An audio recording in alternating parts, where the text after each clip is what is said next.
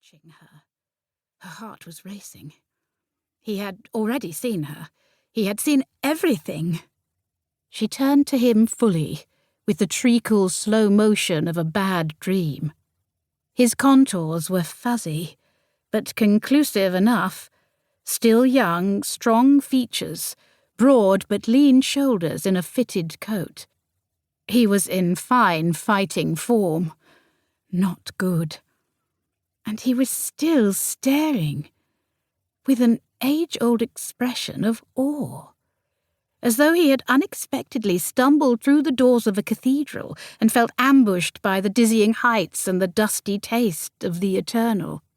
It would have given her pause, except there was a pair of binoculars resting against his chest. A white-hot sensation rushed to her head. "What do you think you're doing?" she snapped, the words shooting out cold and clipped. The man came alive, as if he had been released from a spell. He turned his face away. "You are a woman," he said, sounding vaguely stunned. "Astutely observed, sir," she said, incredulous. He made a noise in his throat like a surprised chuckle. The pulse pounding in her ears near drowned out her conscious thinking. "Of course you're amused," she said. "One would expect nothing but low humour from a cowardly peeping Tom." He twitched, as though it cost him effort to not whip his head back round to her.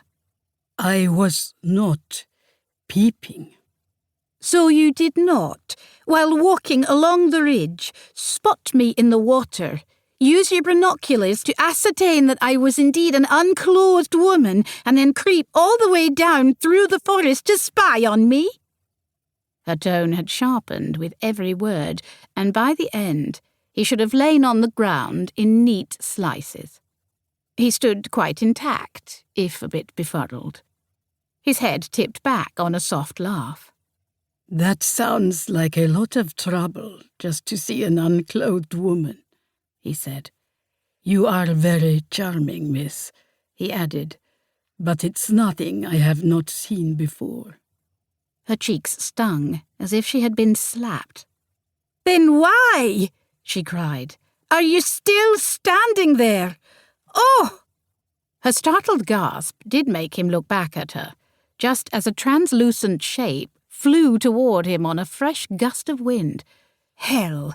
Her untethered underclothes, fine like cobwebs, had taken off in the breeze. Blast! She lunged forward and slammed her palm down on a remaining stocking. She cast a quick glance sideways. The man was straightening from a crouch with her chemise caught in his fist, as if he had swiped it from mid-air like a large cat. He eyed her pantaloons next. They had landed in a shrub, and it had to be the pantaloons because there were blurry pink ribbons doing a saucy dance. "Don't touch that," she wheezed. He raised his arms over his head. "I won't touch." Her chemise fluttered in his hand like a white flag. "You really ought to take your leave now," she suggested through gritted teeth. "Absolutely," he agreed. "See here." He turned around, seemed to survey the nearest tree, and then he deftly tied her chemise to the trunk by its decorative cords.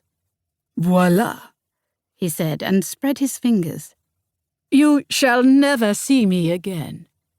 Without a backward glance, he strode into the forest at a fluid pace. "Nearly gone now," he called out before his elegant form disappeared around the bend. She stayed hunched over the boulder, barely able to swallow around the shock still clogging her throat.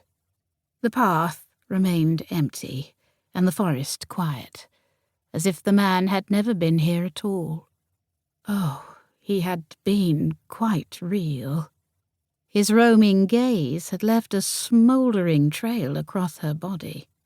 She had refused to flail and twist to cover her breasts. He had already looked his fill anyway, and it would have probably given him satisfaction to see her squirm.